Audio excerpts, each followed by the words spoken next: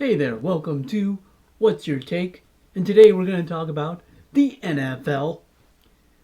Now tonight, the Redskins play the Giants. Both teams are 0-1 right now.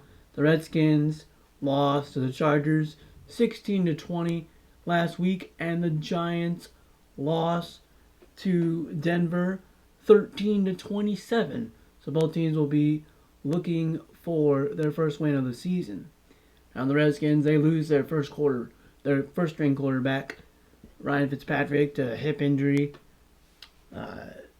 Tyler Hendrick is going to come in for the Redskins and start. And he played some last year at the end of the season. I think he won a couple games, like the last game or two for him last season. So he's not a bad quarterback. It's not like Ryan Fitzpatrick was a superstar, but he is a decently good quarterback. And we'll see how he does for the Redskins, or if the Redskins will eventually pick somebody up like Cam Newton to play quarterback for them. We'll just have to see. The Giants, I just saw this, like literally before I started the show, on Instagram, that the Giants, since 2016, are 0-5 on Thursday Night Football. 0-5. So, let's see if they can break that losing streak. Last week was not a good week, for the Giants all around, but for Saquon Barkley, had 10 carries for 26 yards only. I know he was injured last year, and maybe he's just trying to get back into the flow of the game. Let's face it, though, their offensive line is not that good. The Giants' offensive line. I watched Colin Cowherd on the Herd, and I remember him saying like that was probably the worst thing he saw in the preseason was the Giants' offensive line. So we'll have to see how that goes. It's a divisional game, so big game for both teams. I think that's what makes this game kind of exciting, because both teams, Redskins aren't bad. They have probably one of the top defensive lines in the league this year, but overall they're a good average team.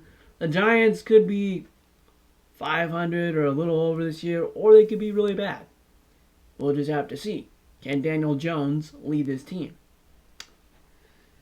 Other games, last Thursday's game was exciting. I don't think this Thursday's game will be as exciting as last week's. It was Tampa Bay Buccaneers versus the Dallas Cowboys. Tampa Bay pulled it out 31-29. And if we learned anything from that Thursday night game, is that you cannot give Tom Brady any time left on the clock. I mean, come on. The guy had I think a minute 24 to go in the game, and he threw the ball away twice, and he still scored, and they won the game. You cannot give Tom Brady and Gronk time to go down and win the game. If you want to beat any team that Tom Brady plays for, give him 0 time. Come on, Dallas. Dak Prescott did play well. He's threw for 400 some yards, which we'll get into in a second here. But that game did live up to the hype, I thought. So I don't think this Thursday night game will be as exciting as last week's, but we'll have to wait and see. So here are the leaders for Week 1 in stats. Passing leaders. Derek Carr led Week 1 with 435 yards passing. Dak Prescott came in second with 403 yards passing. Then Tom Brady for 379 yards. Kirk Cousins had 351 yards. Jared Goff had 338 yards. Passing came in at number 5. Those are the top 5 quarterbacks that led the league in passing in Week 1. And then, what we got? Rushing. Rushing, we have Joe Mixon for Cincinnati, led the league with 127 yards rushing. David Montgomery for the Chicago Bears had 108 yards rushing last week. Number 3, Elijah Mitchell for San Francisco had 104 yards rushing. Melvin Gordon III for Denver had 101 yards rushing. And Damian Harris for New England had 100 yards rushing. Receiving, Tyreek Hill for the Chiefs had 197 yards receiving. Debo Samuel for San Francisco had 189 yards receiving. Amari Cooper for Dallas had 139 yards receiving. Braden Cooks for Houston had 132 yards receiving. And Antonio Brown for the Tampa Bay Buccaneers had 121 yards receiving. For defense, Eric Kendricks for linebacker for Minnesota had 15 tackles. Bobby Wagner for Seattle had a total of 13 tackles. Jerome Baker for Miami had 12 tackles. Levante David for Tampa Bay had 11 tackles. And Deion Jones for Atlanta had 11 tackles. Then for sacks, Chandler Jones for Arizona had 5 sacks. Von Miller for Denver had 2 sacks. Michael Pierce had 2 sacks. Javion Hargrave for Philly had 2 sacks. And Chris Jones for Kansas City had 2 sacks. And interceptions, Christian Krisky had 1 interception. Kevin Byard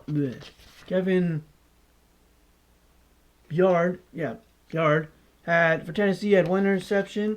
Then Jonathan Jones for New England had 1 interception. Saquon Thomas for Carolina had 1 interception. And Jordan Lewis for Dallas had 1 interception. So those are your leaders and stats for week 1. For the top 5. Other games, the Chiefs-Browns game. Not going to lie, I was a little worried about the Chiefs. But wasn't too worried that they were going to lose. It was just, they seemed to start off slow. And didn't know if they would get it going soon. The Chiefs ended up coming back in the second half. And after being down like 10 to, I think, 21 or something like that. 10 to 20 at half. And the Chiefs pulled it out with a 33-29 win over the Cleveland Browns. Now the Browns should take a positive from this game. I know losing sucks and they shouldn't accept losing.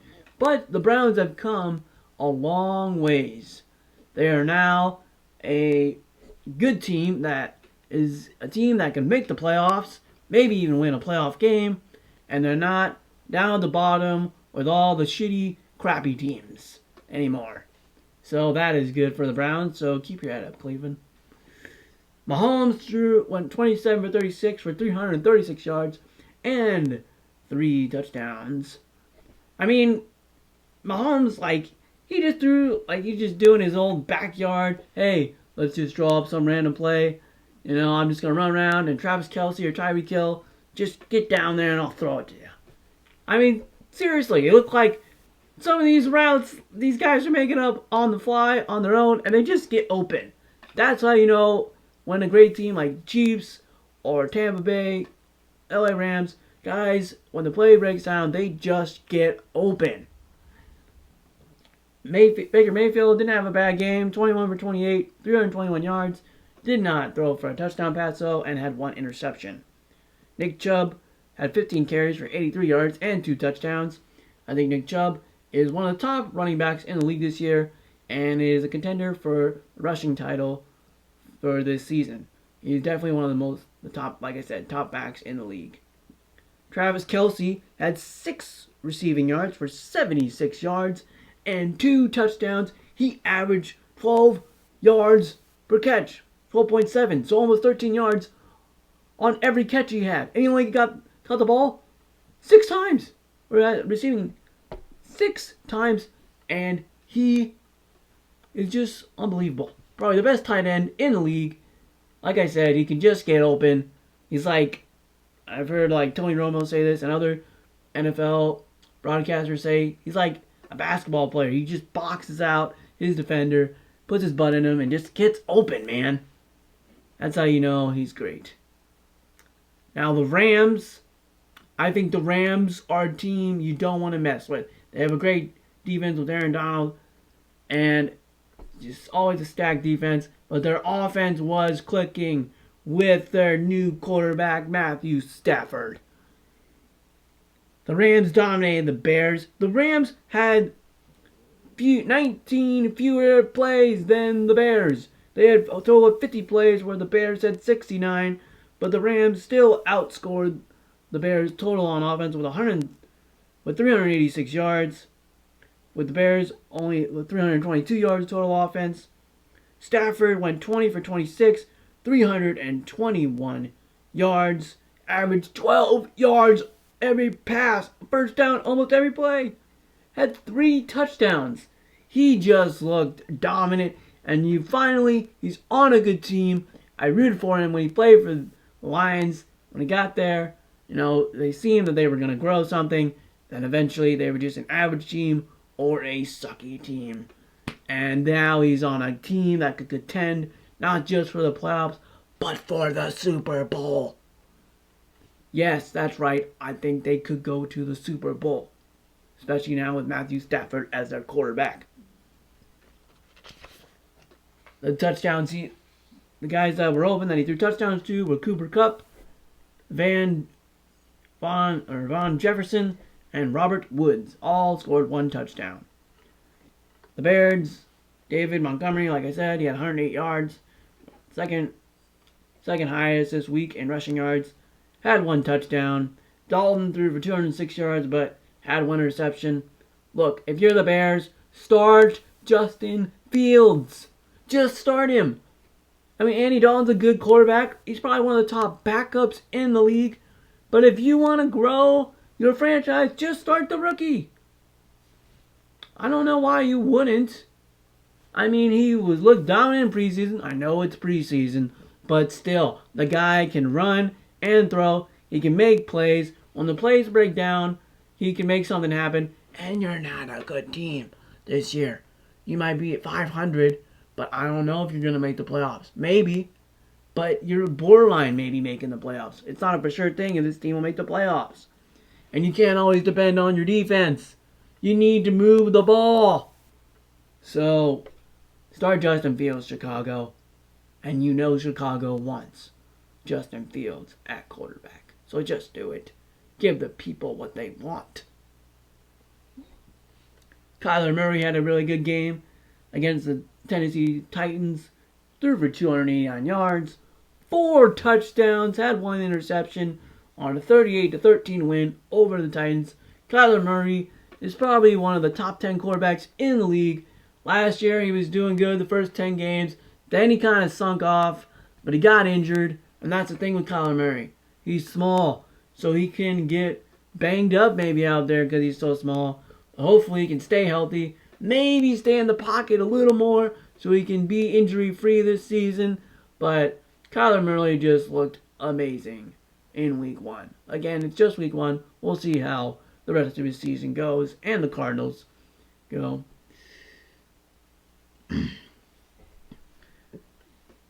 So Winston for the Saints, he looked pretty good in his debut as starting quarterback for the New Orleans Saints. New Orleans Saints now have to start a new chapter without Drew Brees, Hall of Famer Drew Brees, first ballot in my opinion. Went 14 for 20, 148 yards, and 5 touchdowns. 5 touchdowns. He looked great.